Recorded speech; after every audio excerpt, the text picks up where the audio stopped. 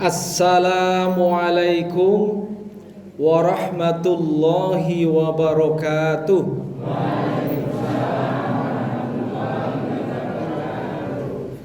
Alhamdulillahilladzi anzalal qur'ana liyakuna lil mu'minina nadhira.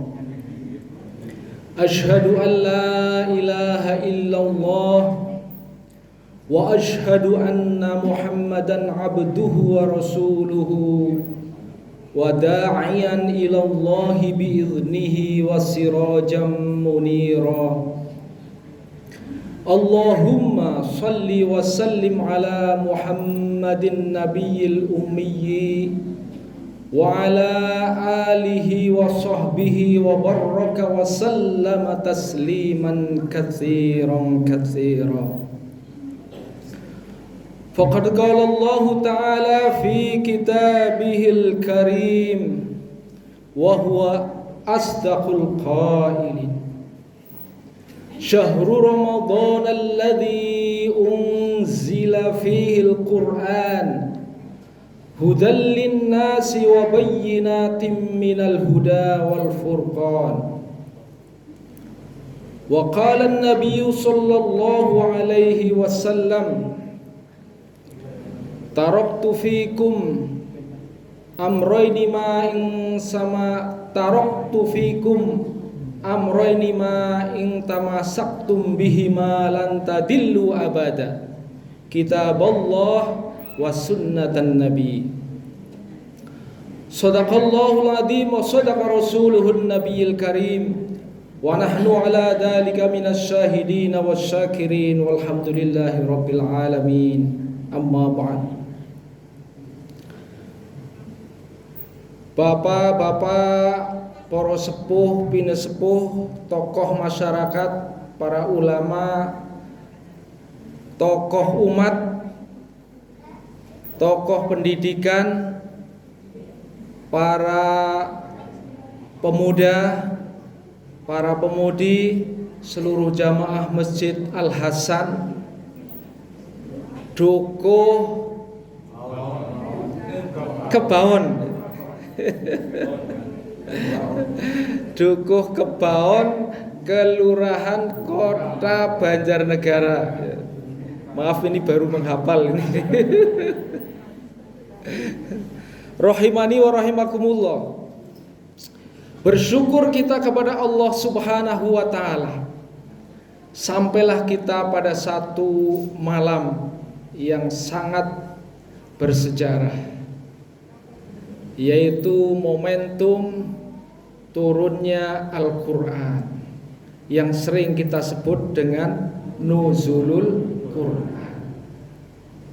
Sering kali kita dengar, sering kali kita ucapkan, bahkan mungkin sering kali kita bahas nuzulul Quran.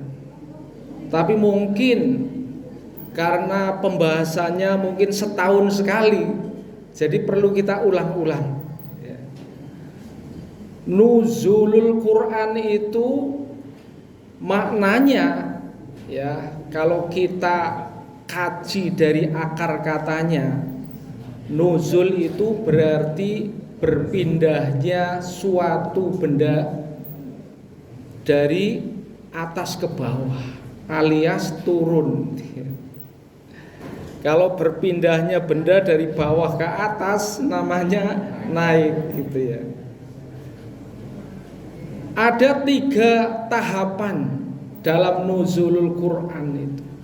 Tahap pertama adalah Allah Subhanahu wa ta'ala menurunkan Al-Quran dan disimpan di dalam Lauh Mahfuz.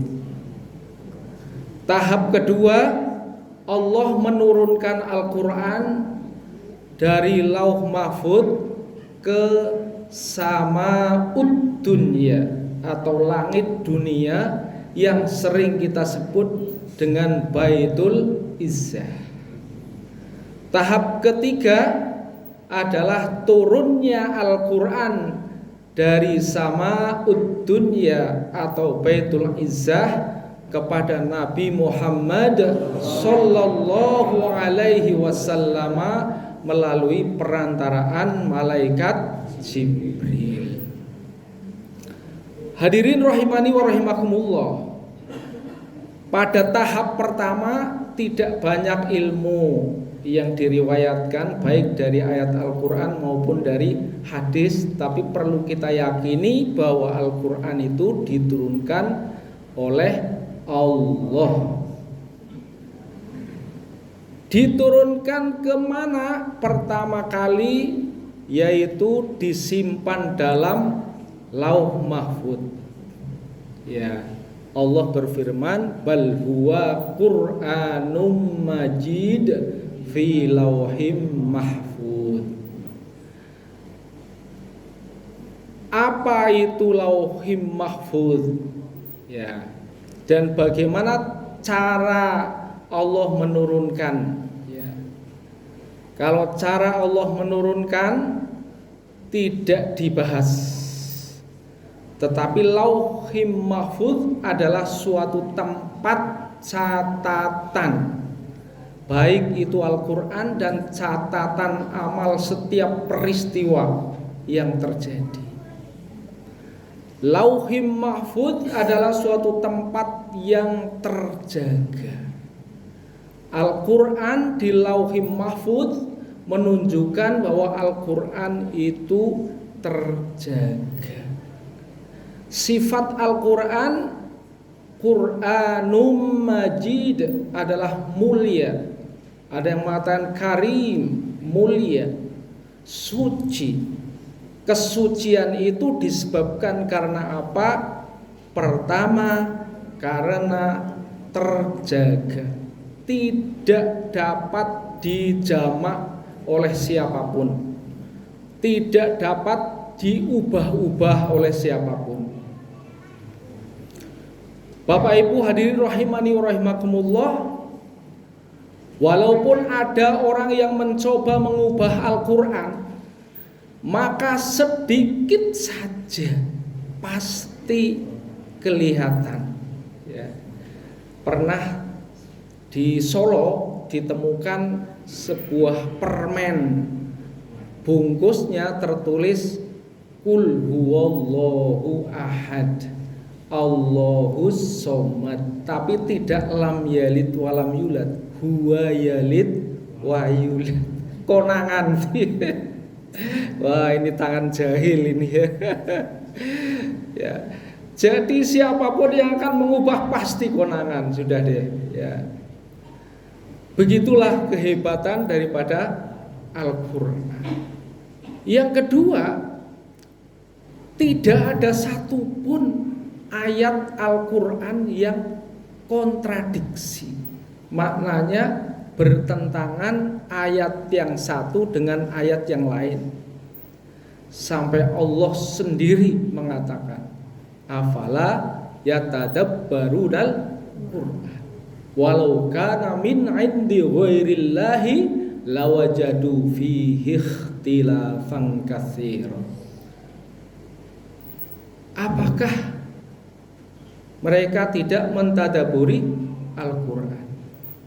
Kalau sekiranya Al-Quran tidak datang dari Allah, pasti akan engkau jumpai ikhtilafan katsira, kontradiksi yang banyak. Kontradiksi itu bahasa matematik, artinya pertentangan. Tidak ada ayat yang bertentangan satu sama lain. Bahkan ayat yang satu menjelaskan ayat yang lain. Hudal linnas wa bayyinatim minal huda wal furqan. Ya. Ayat yang satu menjelaskan ayat yang lain. Hebatnya. Yang ketiga, Al-Quran itu diturunkan oleh Allah untuk memfasilitasi manusia agar mencapai fitrahnya. Jadi Al-Quran sudah sesuai dengan fitrah manusia. Apa itu fitrah manusia? banyak. Salah satunya zuyyina linnasi hubbus syahawati minan nisa'i wal banina wal muqantarati minadz zahabi wal fiddah ila akhirih ya. Bahwa salah satu fitrah manusia itu diciptakan untuk mencintai pasangannya. Laki cinta perempuan, perempuan cinta laki. Maka difasilitasi. Bagaimana caranya? Nikah.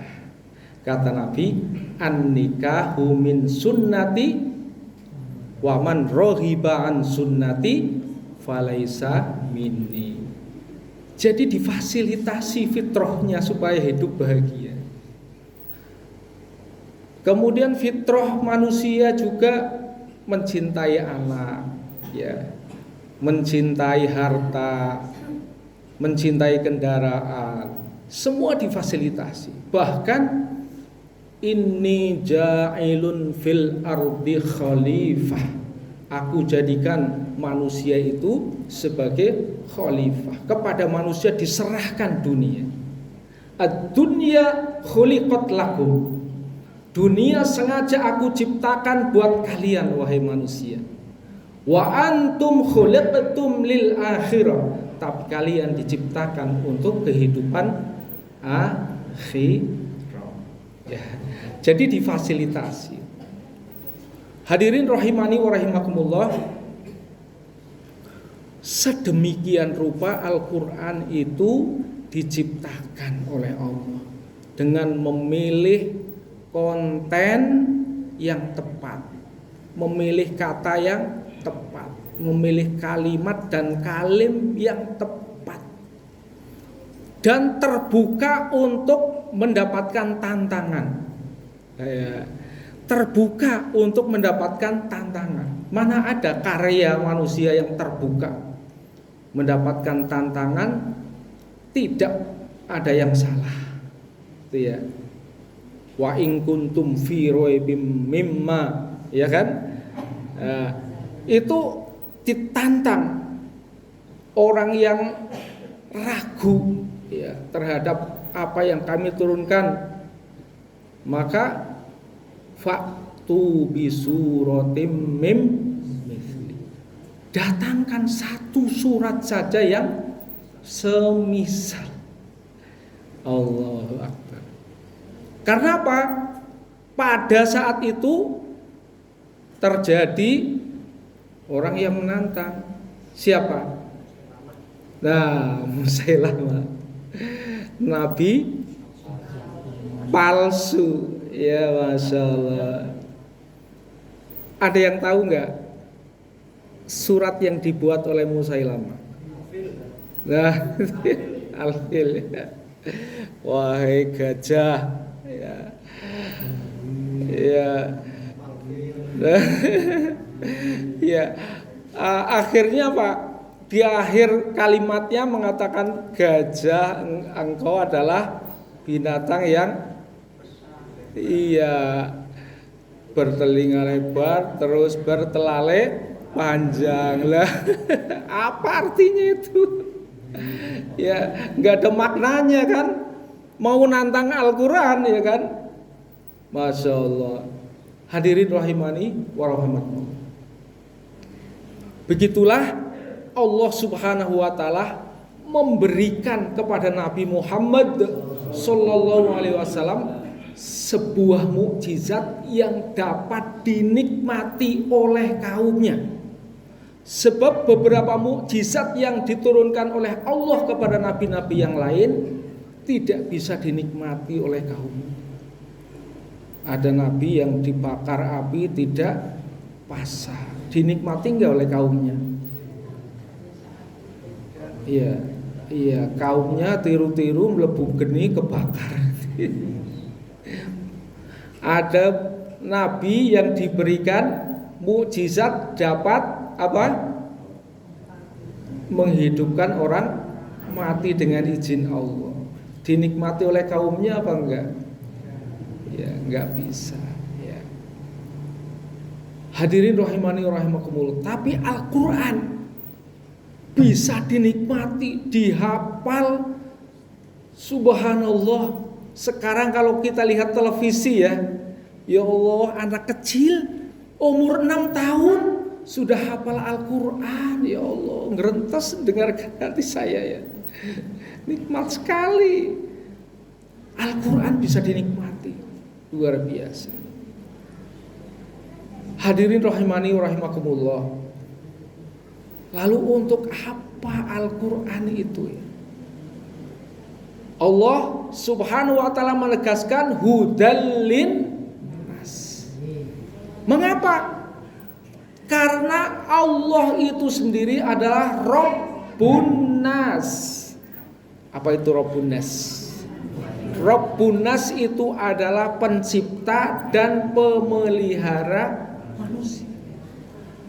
Sebagai pencipta, maka yang paling tahu potensi manusia, dari mana manusia diciptakan, ya, akan kemana manusia, itu Allah sendiri yang tahu. Minha khalaqnakum wa fiha nu'idukum wa minha nukhrijukum taratan ukhra. Dari tanah manusia diciptakan, akan dikembalikan ke tanah, ya. Di tanah manusia itu hidup dan akan kembalikan ke tanah. Wa minha nukhrijukum taratan ukhra. Dan dari tanah dikeluarkan pada kali yang lain. Maka manusia itu betapapun gagahnya seperti Gatot Kaca, cantiknya seperti Sinta, pasti bau tanah.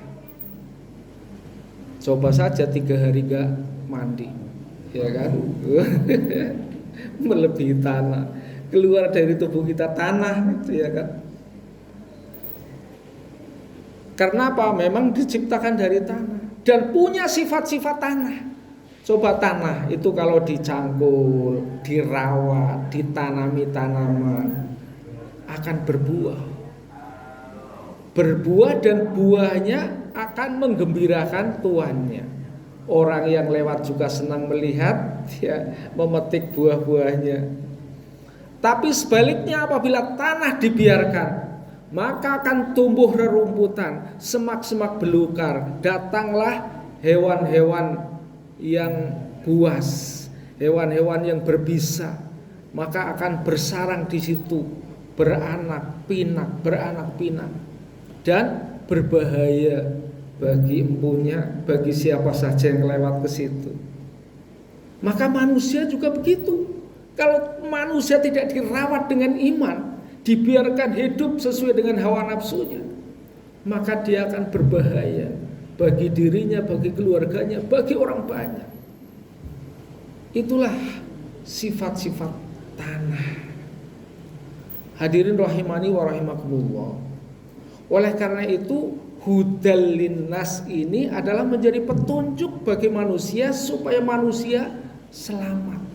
Mengapa? Karena Allah tadi yang menciptakan manusia, yang paling tahu bagaimana cara memelihara manusia. Sebagaimana dealer, sebagaimana perusahaan yang akan memproduksi barang, pasti dia membuat buku petunjuknya. Mengapa?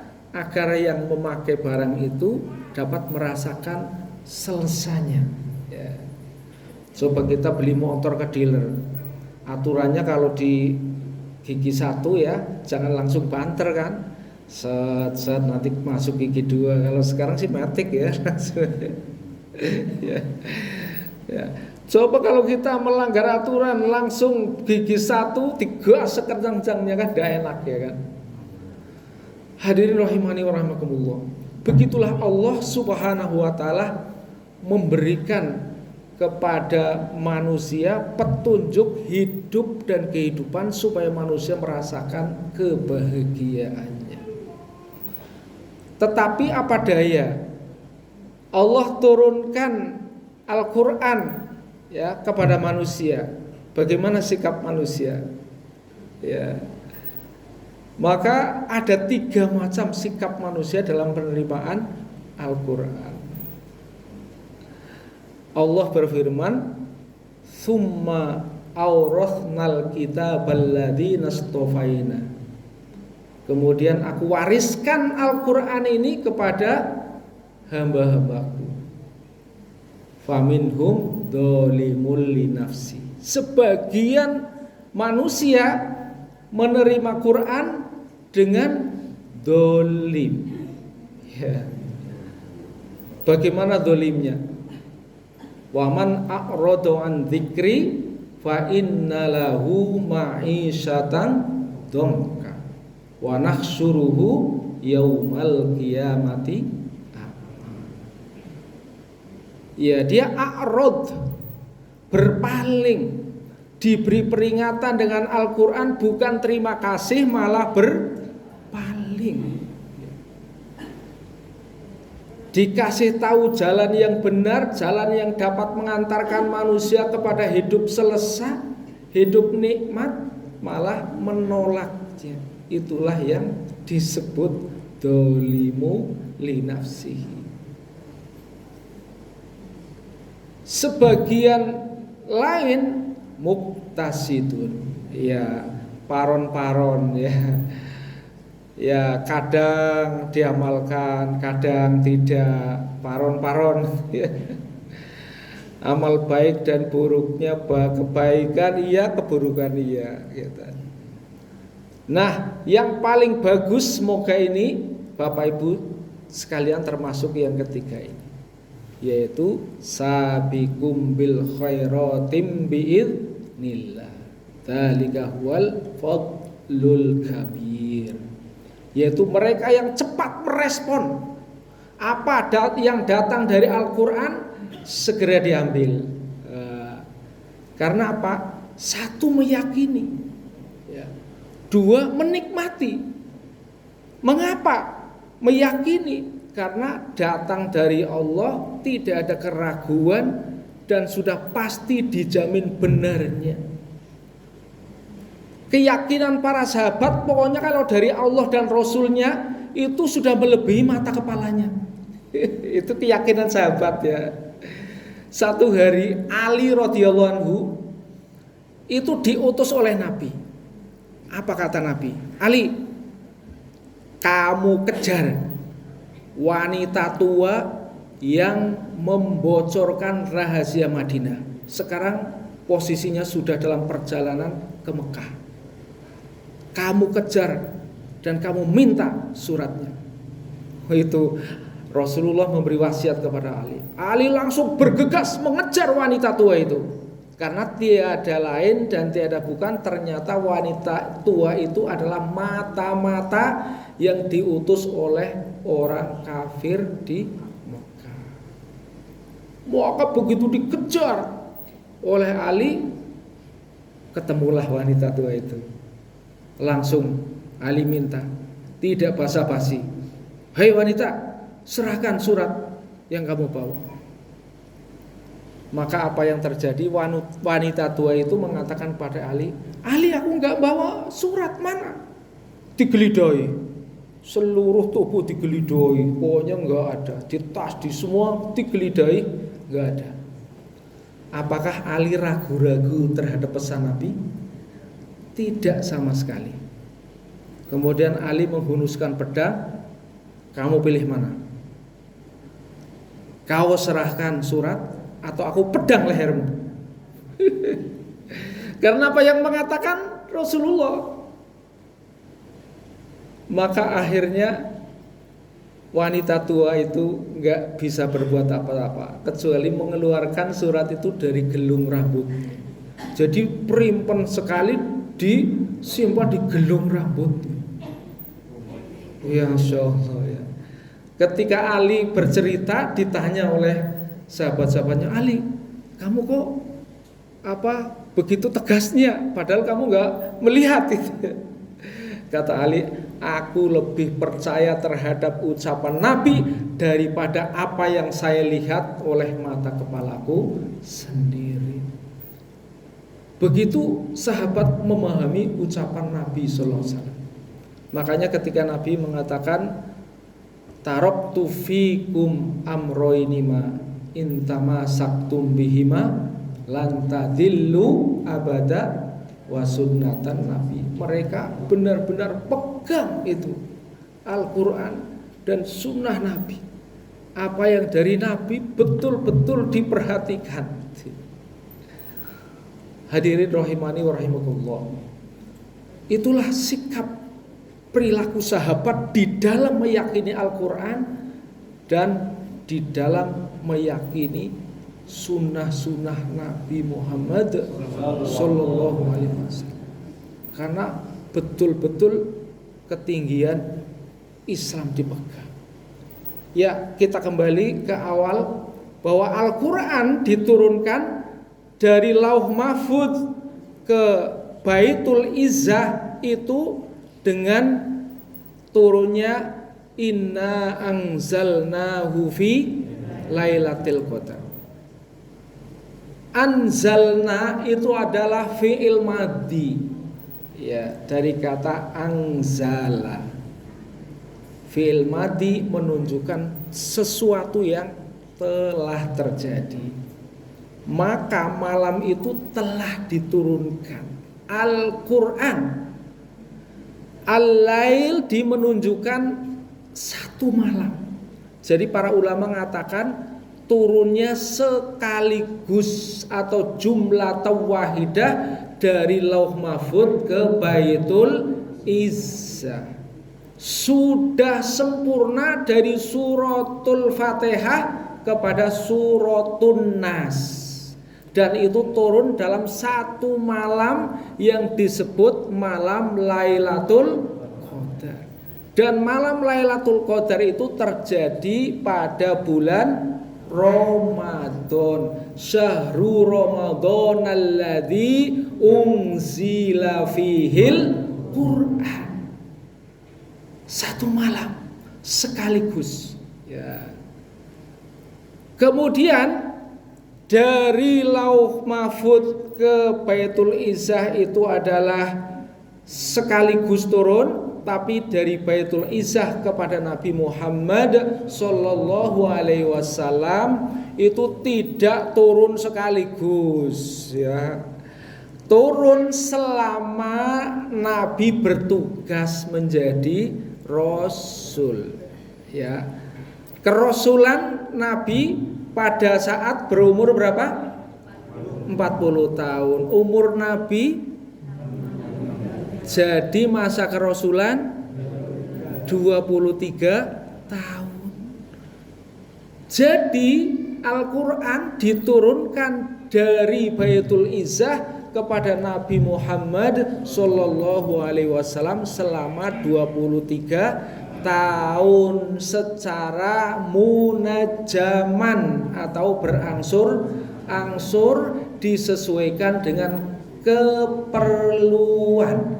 Inilah yang disebut dengan asbabun nuzul.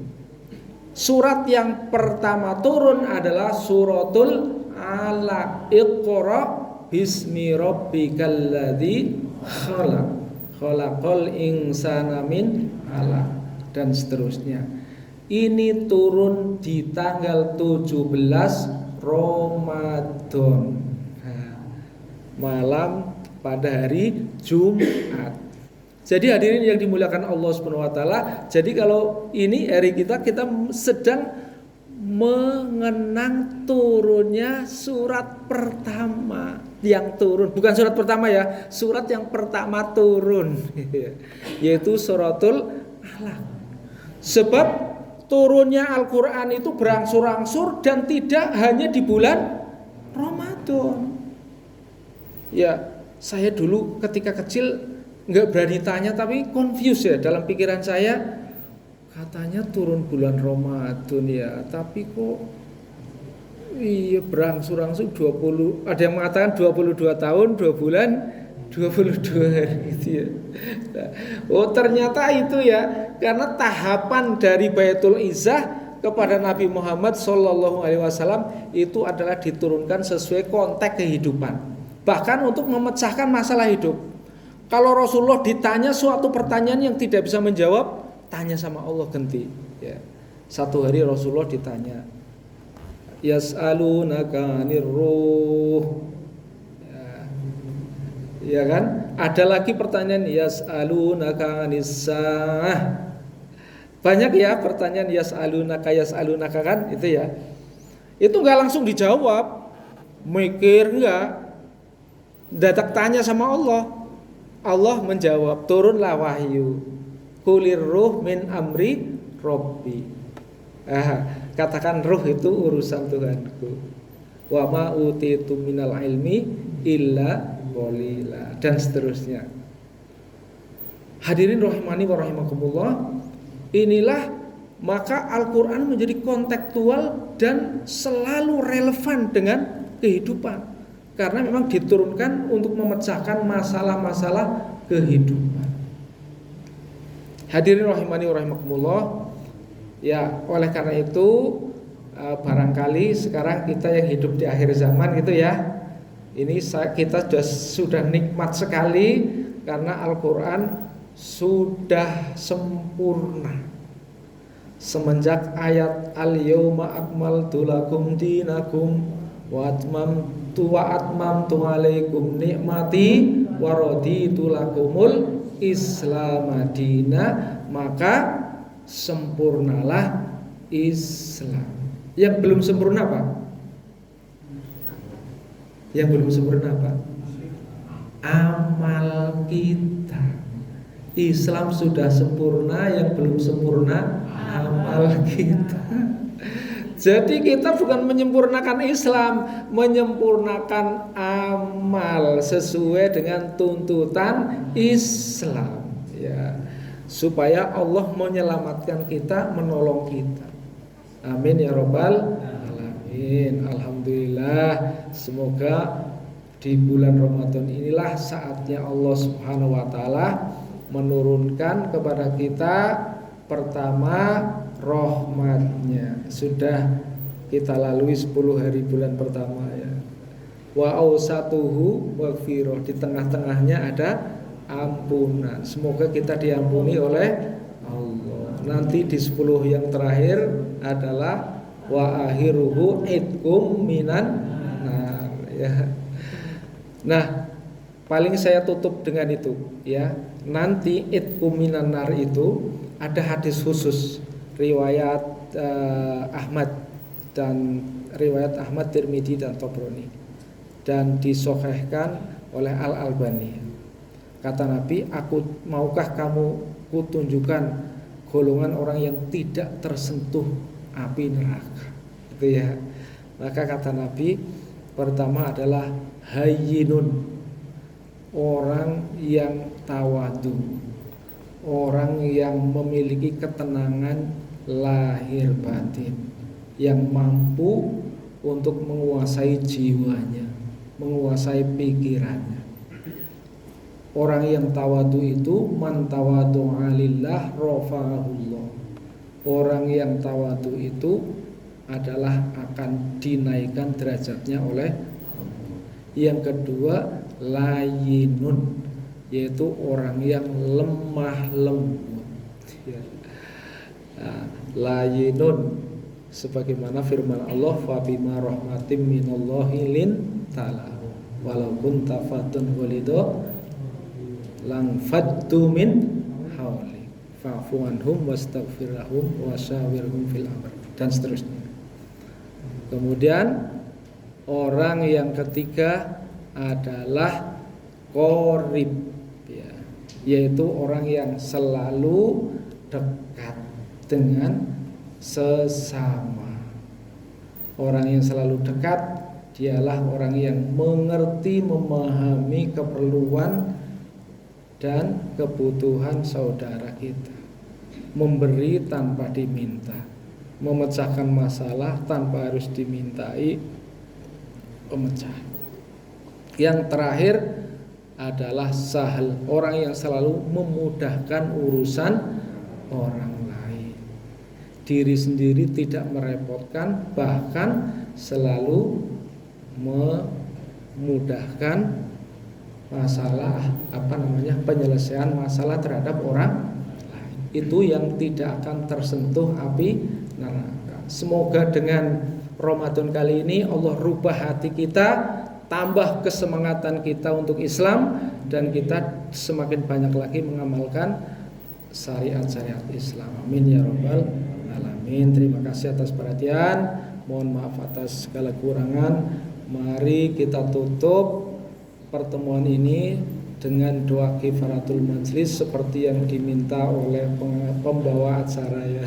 Subhanallah wa bihamdihi, subhanakallahumma wa bihamdika, asyhadu alla ilaha illa anta, astaghfiruka wa atubu ilaik. Wassalamualaikum warahmatullahi wabarakatuh.